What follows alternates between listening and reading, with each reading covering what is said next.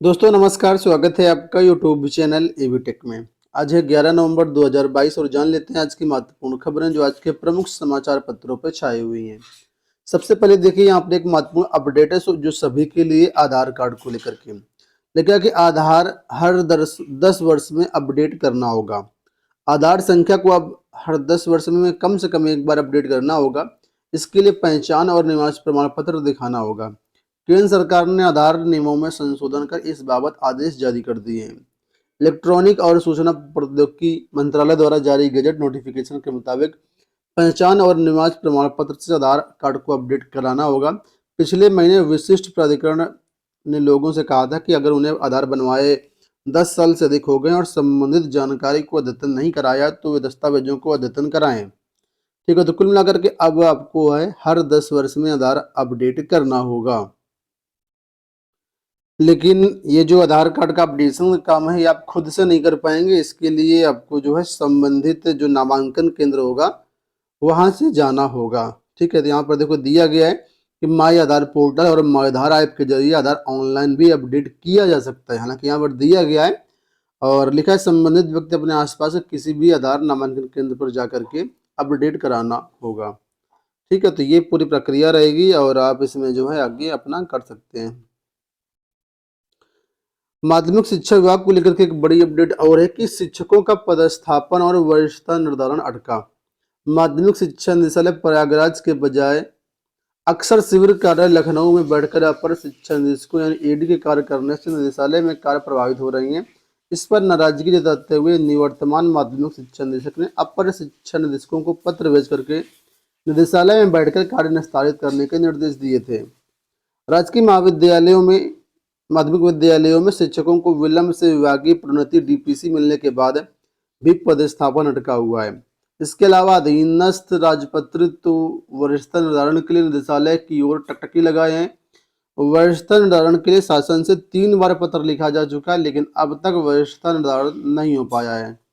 इसके कारण पात्र शिक्षक प्रोन्नत नहीं हो पा रहे हैं और प्रदेश के कई राजकीय इंटर कॉलेज प्रभारी के भरोसे चल रहे हैं।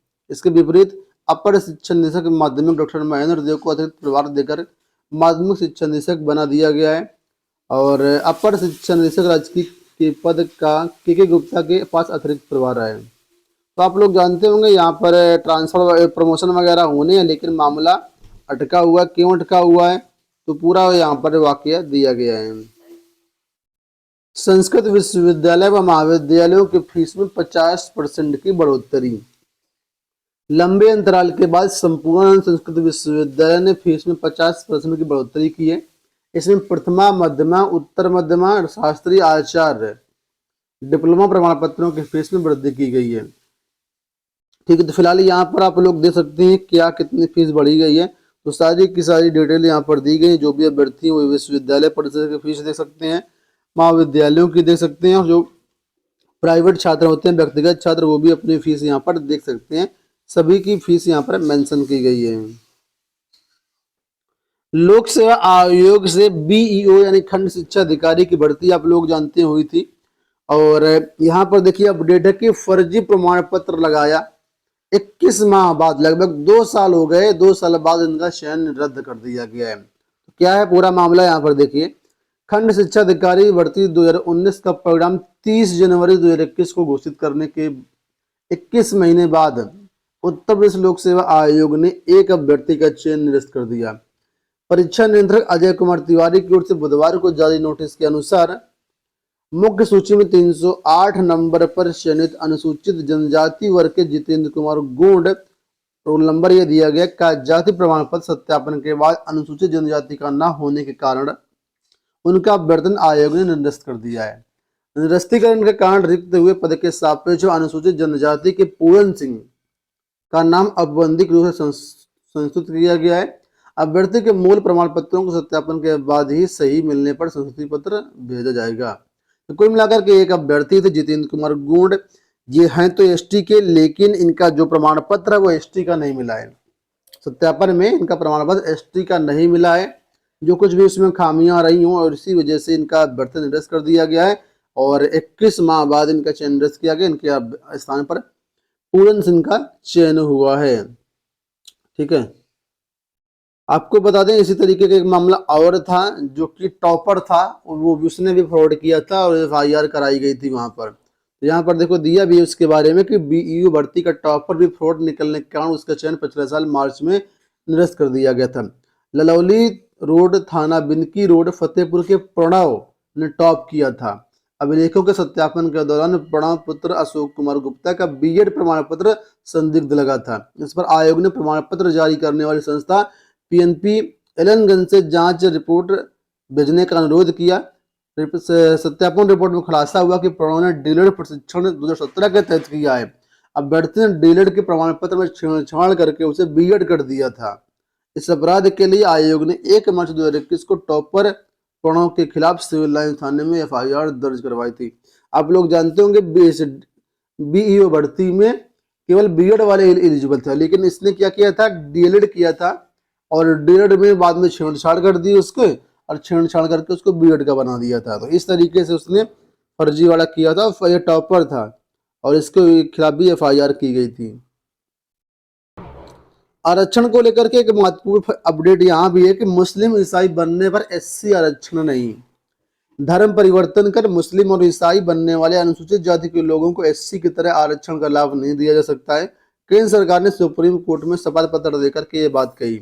सरकार ने यह शपथ पत्र एक जनहित याचिका के जवाब में दाखिल किया, जिसमें मांग की गई है कि आरक्षण का लाभ ईसाई और मुसलमान बने दलितों को भी मिले। जस्टिस रंगनाथ मिश्रा आयोग की रिपोर्ट के आलोक में दायर की गई है, और जिसने ये अध्ययन किया था कि अन्य धर्मों के दलित भी ऐसी की अयोग्यता झेलते हैं जैसे हिंदू दलित अनुभव करते हैं। याचिका में कहा गया कि SC ST आयोग ने भी इस तरह की राय व्यक्त की है। इस याचिका पर जस्टिस SK कौल की पीठ ने 30 अगस्त को केंद्र सरकार से जवाब मांगा था। कुल मिलाकर के अपडेट यहाँ पर यह है कि अगर आप SC हैं, मुस्लिम और ईसाई बन जाते हैं तो कोई भी रिजर्वेशन का लाभ नहीं मिलेगा। बात कर लेते हैं हम लोग PET 2022 को लेकर के। यहाँ पर देखो एक बड़ी अपडेट है, PET में अव्यवस्था मामले में जानकारी दे चयन आयोग व राज्य सरकार हाईकोर्ट। PET 2022 का मामला हाईकोर्ट पहुंच चुका है। आप लोग जानते हैं कि यहाँ पर PET में इस बार बहुत सारे परीक्षार्थी, बहुत सारे का लगभग सभी परीक्षार्थियों के जो परीक्षा केंद्र थे बहुत दूर दूर भेजे गए थे। लगभग 37.5 लाख यहाँ पर अभ्यर्थियों ने फॉर्म भरे थे, लेकिन 37.5 लाख में 12.5 लाख के आसपास अभ्यर्थी अव्यवस्था के कारण परीक्षा छोड़ दिए हैं, परीक्षा में शामिल नहीं हो पाए। तो अब यहाँ पर जो मामला है वो ये है कि अभ्यर्थियों का कहना है कि जिन छात्रों ने परीक्षा नहीं दी है, ठीक, किसी कारण से अव्यवस्था के कारण वो परीक्षा में नहीं बैठ पाए हैं, तो उनकी जो फीस है या तो फीस लौटाई जाए और या फिर उनको दोबारा उनकी परीक्षा करवाई जाए। यही पूरा मामला यहाँ पर देखो दिया गया है कि इलाहाबाद हाईकोर्ट के लखनऊ पीठ पहुंच गया मामला। एक स्थानीय वकील ने जनहित याचिका दायर करके छूटे 12.5 लाख अभ्यर्थियों की परीक्षा करवाने या फिर उनकी फीस लौटाए जाने की गुहार की है। कोर्ट ने मामले के पक्षकारों यानी चयन आयोग और राज्य सरकार के वकीलों से संबंधित जानकारी देने के लिए समय अगली सुनवाई 14 नवंबर को नियत की है।